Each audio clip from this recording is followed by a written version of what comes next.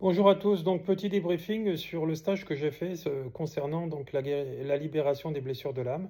Nous avons fait en fait un exercice dedans euh, qui, qui était pour but en fait de faire du channeling.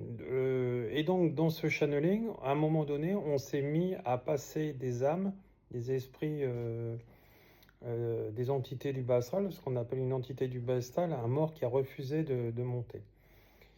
Pour ces raisons qui sont propres, hein, on n'en reviendra pas là-dessus puisque ça fait déjà partie d'une autre vidéo. C'est souvent des gens qui sont non spirituels, bien sûr, hein.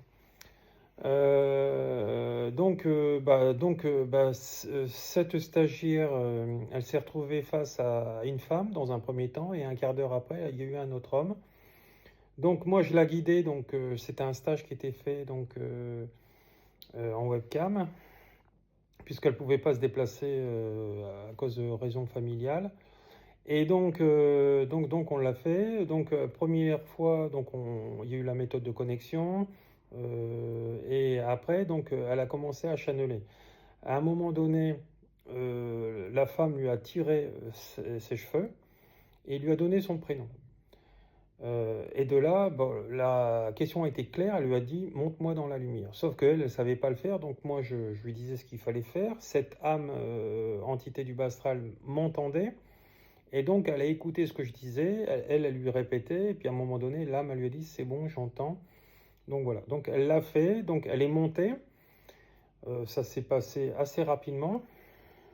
Voilà, et après, on a recontacté pour justement voir s'il n'y avait plus rien chez elle.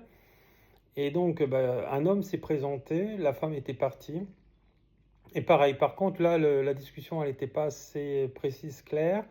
Il a dit que c'était un homme, il a donné son prénom. Et après, bon, lui, par contre, il ne m'entendait pas. Donc, elle était obligée de répéter ce que je lui disais. Moi, j'ai dit aux deux personnes comment il fallait faire, etc. Elle répétait. Et une fois qu'ils ont fait, ils sont partis. Lui, sa question était, c'était un peu confus. Et elle dit, non, mais j'ai besoin de rien.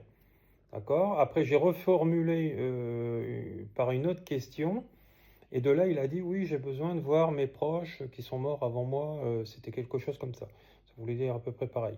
Et de là, on a fait le protocole, on a fait ce qu'il fallait, et pouf, il est monté. Voilà. Et puis après, on a vérifié, euh, et il n'y avait plus rien. Voilà. Et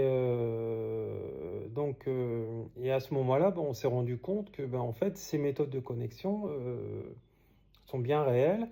Ces deux personnes, à chaque fois pour se manifester, parce que de toute façon, quand vous êtes dans une démarche d'évolution, de formation, etc., ces âmes-là, comme les hauts esprits, ils voient votre aura et ils voient vos capacités, ce que vous êtes capable de faire ou pas faire. Sauf que ceux qui sont dans le bas ne savent pas que ça n'a pas encore été développé.